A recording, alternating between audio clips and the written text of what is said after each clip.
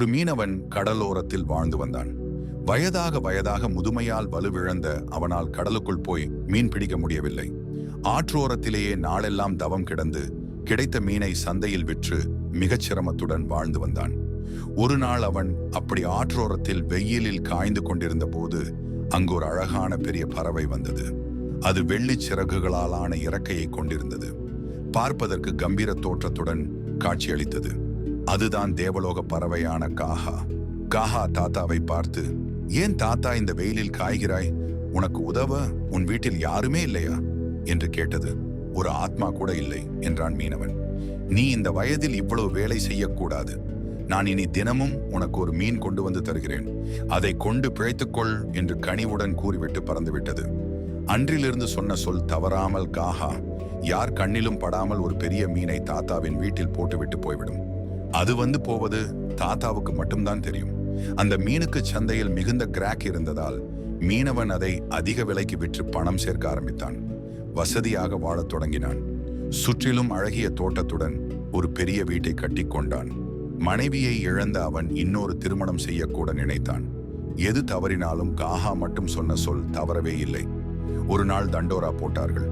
காஹா என்ற ஒரு பறவை அந்த இடத்தில் சுற்றித் திரிவதாக அறிவதாகவும் அரசருக்கு அந்த பறவை தேவை என்றும் கூறிய தண்டோரா பறவையை பற்றி தகவல் தெரிவிப்பவர்களுக்கு கருவூலத்தில் இருக்கும் பாதி தங்கம் தர அரசர் தயாராக இருப்பதாகவும் சொன்னார்கள். அரசனுக்கு காஹா ஏன் தேவை? மீனவன் தண்டோராவிடம் கேட்டான். அரசனுக்கு கண் போய்விட்டது.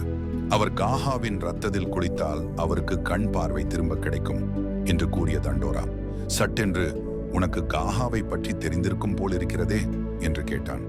இதை மீனவன் எதிர்பார்க்கவில்லை. காஹாவின் மேலிருந்த நன்றி உணர்ச்சிக்கும் அரசன் கொடுக்க போகும் வெகுமதி தங்கத்தை பற்றி கேட்டதால் எழுந்த பேராசைக்கும் நடுவே தத்தளிக்கத் தொடங்கிய அவன் மனம் ஒரு நிலையில்லை. அது இல்லை இல்லை, எனக்கு தெரியவே தெரியாது என்று உளறினான். தண்டோராவுடன் வந்த காவலர்களுக்கு சந்தேகம் வந்ததால் மீனவனை பிடித்துச் சென்று அரசன் முன்னால் நிறுத்திவிட்டார்கள். பயந்து போன மீனவன், காஹா பெரிய பறவை, அதை என் ஒருவனால் பிடிக்க முடியாது என்று கூறினான். அரசன் 10 காவலர்களை மீனவனுடன் அனுப்பினான். அவர்கள் மீனவன் வீட்டில் ஒளிந்து கொண்டார்கள். அன்று வழக்கம் போல காஹா வந்தது. மீனவன், காஹா, உனக்கு இத்தனை நாளாக நான் நன்றி சொன்னதே இல்லை. இன்று ஏதோ சொல்ல வேண்டும் என்று தோன்றுகிறது. கொஞ்சம் உள்ளே வந்துவிட்டு போயேன் என்று கூறினான். காஹாவும் அவனை நம்பி உள்ளே வந்தது. ஓடிப்போய் அதன் காலை கெட்டியாக பிடித்து கொண்ட மீனவன் ஒளிந்து கொண்டிருந்த காவலர்களை கூப்பிட்டான். அவர்கள் வருவதற்குள் சுதாரித்துக் கொண்ட காஹா காலை கட்டி கொண்டிருந்த மீனவனுடன் பறந்து உயரெழுந்து விட்டது. விழுந்தால் சிதறி விடுவோம் என்று பயந்த மீனவனால் கையை எடுக்க முடியவில்லை. அன்றிலிருந்து காஹாவையோ மீனவனையோ யாருமே பார்க்க முடியவில்லை.